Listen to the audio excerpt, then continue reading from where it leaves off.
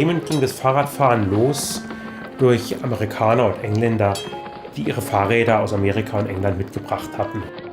Hochräder, und damit sind sie in den Wallanlagen und im Bürgerpark spazieren gefahren.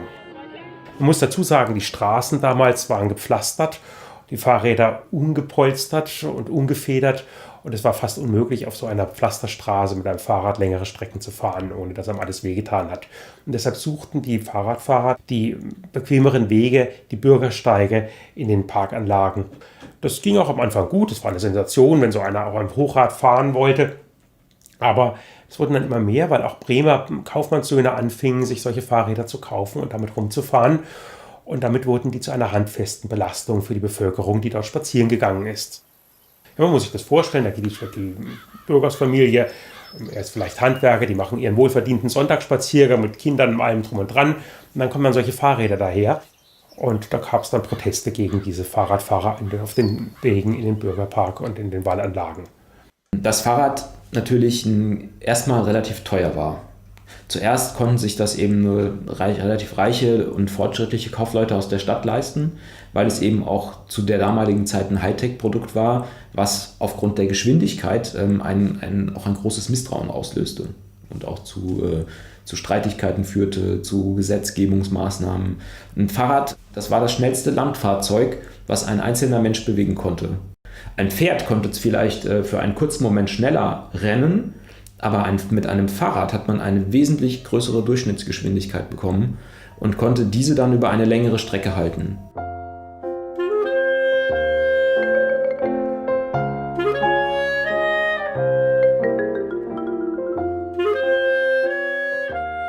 Dann kam aber der nächste neue technische Fortschritt.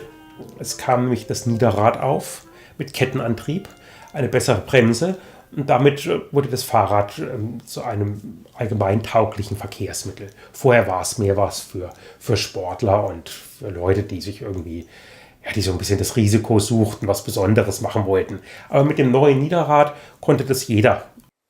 Zum Beispiel Leute, die hier in Cloppenburg, im Oldenburger Münsterland, konnten sie dann zum Beispiel nach Wildeshausen fahren mit dem Fahrrad und einen Markt besuchen am Wochenende und am selben Tag wieder zurückfahren. Sie konnten nachmittags losfahren, abends auf den Markt und abends wieder zurück.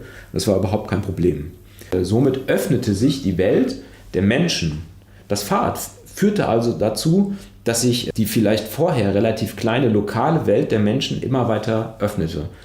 Die Arbeiterschaft hat dann angefangen, nachdem das Fahrrad billiger wurde, verstärkt Fahrrad zu fahren. Es gab Arbeiterfahrradvereine, Fahrradfahrvereine, und dadurch, dass es das gab, waren die viel mobiler geworden und konnten sich mit anderen Arbeitern aus anderen Städten eher treffen, und man konnte Gedankenaustausch betreiben und gemeinsame Projekte entwickeln.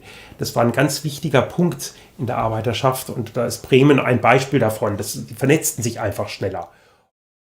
Dann sind immer gesellschaftliche Diskussionen in Gange, sind die gesund oder sind die schädlich? Das muss ja auch so sein, es ist ja auch vieles erfunden worden, was schädlich ist.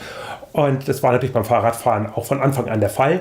Und die seriösen Bremer Zeitschriften oder Zeitungen, die haben alle gelegentlich diskutiert, wie gefährlich das Fahrradfahren ist. Und da wurden dann immer irgendwelche Horrorgeschichten erzählt von Leuten, die einen Herzinfarkt bekommen haben und dann tot umgefallen sind mit ihrem Fahrrad.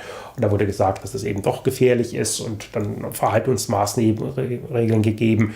Zum Beispiel hat eine Bremer Zeitung da mal den Tipp gegeben, man soll also immer mit geschlossenem Mund fahren, nie so schnell fahren, dass man außer Atem gerät, und immer im Sattel sitzen, also nie im Stehen fahren. Und solche Tipps wurden dann gegeben.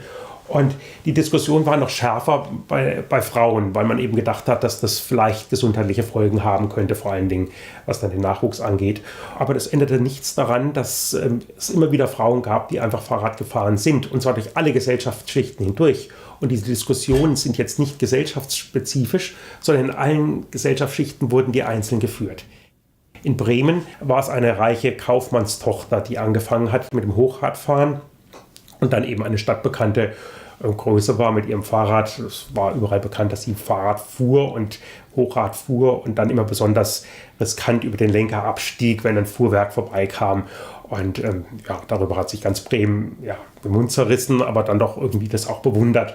Und da sie aus der Oberschicht stammte, Aline von Kapwiese, war das dann auch ein entsprechendes Vorbild für viele andere Frauen, die das dann nachgemacht haben. Natürlich war es damals eine sehr männliche Gesellschaft, weswegen Frauen dann auch wirklich ein großes Problem hatten. Das Interesse der Frauen war auf jeden Fall vorhanden, aber das Problem war, dass die Männer das nicht wollten. Auch Frauen nicht zum Teil. Sehr konservative Frauen wollten nicht, dass Frauen radeln konnten. Und das hatte in erster Linie was mit den Ansichten zu tun über die Sitten, über die Moral und zum Teil aber auch gab es medizinische Bedenken. Das, was man eigentlich gar nicht glauben sollte. Dass es da medizinische Probleme gibt. Man weiß ja heute, Fahrradfahren ist eigentlich für jeden gesund, ganz egal, wie man es macht. Wenn man es nicht allzu falsch anstellt, kann man eigentlich nur vom Fahrrad profitieren. Aber damals für die Frauen war das eben auch ein bisschen so ein zweischneidiges Ding, weil eben dann durch das Fahrrad mussten sie auf das Gerät kommen und dadurch mussten sie zum Teil eben ihre Knöchel entblößen. Man konnte mit den langen Röcken und den engen Korsetts konnte man auch gar kein Fahrrad fahren. Ganz einfach, weil man die Luft nicht in die eigene Lunge bekommen konnte. Also der Körper war so eingeschnürt und in seiner Bewegung gehemmt, dass es für eine Frau eigentlich praktisch unmöglich war, mit einem Fahrrad zu fahren. Durch das Fahrrad hat sich das Verhalten auf der Straße grundlegend geändert. Das Fahrrad war das schnellste Verkehrsmittel und das Fahrrad stellt andere Anforderungen an den Straßenverkehr, als bis dahin gestellt wurden. Und das Fahrrad überwindet größere Strecken. Und damit war eine kleinteilige Verkehrsregelung nicht mehr gegeben. Als für Bremen ganz konkret war das der Fall. Die Fahrradfahrer, man hatte in Bremen ja dann den Fahrradführerschein eingeführt und die Plakette eingeführt. Also jedes Fahrrad hatte ein kleines Nummernschild. Naja, jetzt kam ein Radfahrer aus Hannover und fuhr durch Bremen durch mit seiner Hannoveraner Plakette. Durfte er mit dieser Plakette in Bremen Fahrrad fahren oder nicht? Diese Frage musste sich zumindest die Bremer Polizei stellen. Man hat ihn damals angehalten, hat gesagt, das darf er nicht, denn das ist ja in Bremen nicht gültig. Er ist vor Gericht gegangen und hat vor dem Bremer Gericht dann gewonnen. Als er durfte, ist das Gericht hat gesagt, das können wir so kleinteilig nicht regeln. Und das waren so die ersten Male, dass so die Enge der Straßengesetzgebung angegriffen wurde und das den Verantwortlichen, den Regierungen gezeigt wurde, das ist zu eng gefasst. Und der große Kampf, den der Deutsche Radfahrerbund geführt hat, war immer darauf ausgerichtet, diese Gesetzgebung zu vereinheitlichen.